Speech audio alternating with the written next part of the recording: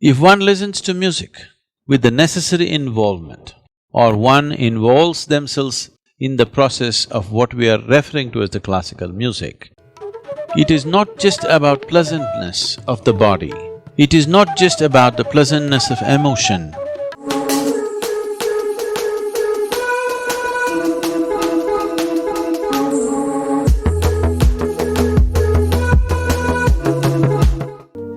Today, it is common scientific knowledge that the whole existence is a reverberation of energy.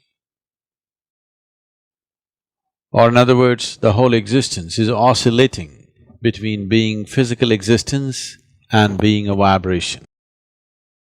So the source of all that's physical in the existence today, as per modern science, is a reverberation or a vibration.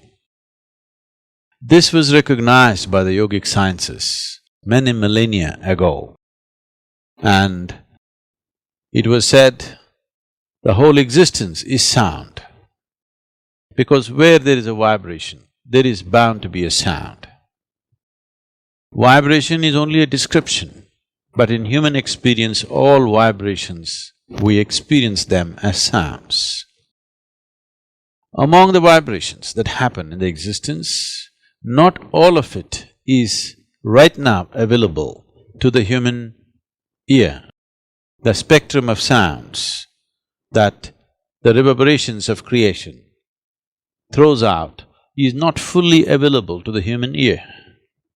Only a small band of frequency is available. This we call as the sonic sounds. What is above or over that is called ultrasonic. What is below is subsonic.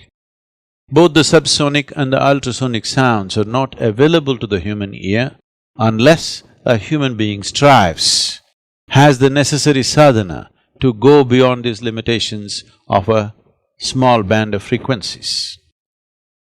People who are in a certain state of sadhana, which is referred to as the Ritambara Prajna, may hear sounds beyond its spectrum. Otherwise, most human beings are limited to this small band of frequencies. What we refer to as music is a more refined arrangement of these sounds that the creation is already making. The Indian classical music particularly comes from a very deep understanding of the human system, because all our experience of life is essentially happening within us. Light and darkness is happening within us, sound and silence is happening within us, joy and misery is happening within us, agony and ecstasy is happening within us. Every human experience happens only within ourselves, never outside of ourselves. Because we are the basis of our experience, everything that we do is based upon the nature of the self. Because of this, the music identified certain dimensions of the body which are responsive to the sounds that we generate or the sounds that come towards us.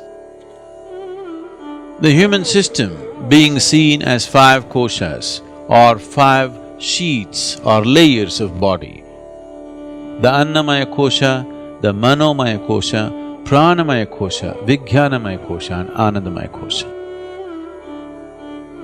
Among these 5, Pranamaya kosha is the most significant one. Pranamaya kosha is made up of 72,000 nadis, which meet and redistribute in 114 significant ways, or there are 114 junction boxes in the human system. Of these, 2 are outside the physical nature and 112 are within. Out of these 112, 4 are dormant to a large extent. So 108 active energy centers in the body are chakras in the body. Based on this, these 108 are divided on the right and the left in the form of Ida and Pingala. They're divided as 54 each. Based on this, we formed a Sanskrit alphabet of 54 sounds. These 54 sounds in two manifestations of feminine and masculine, we have 108. These 108 sounds, these 54 in two different shades or two different manifestations amounting to 108 has a significance, and the whole music system evolved out of these 108.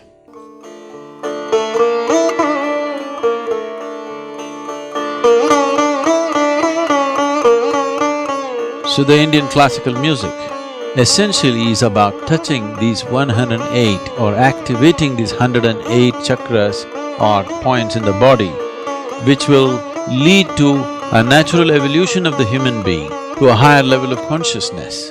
So music has never been just a form of entertainment, it has been a way of evolving an individual human being into a universal entity.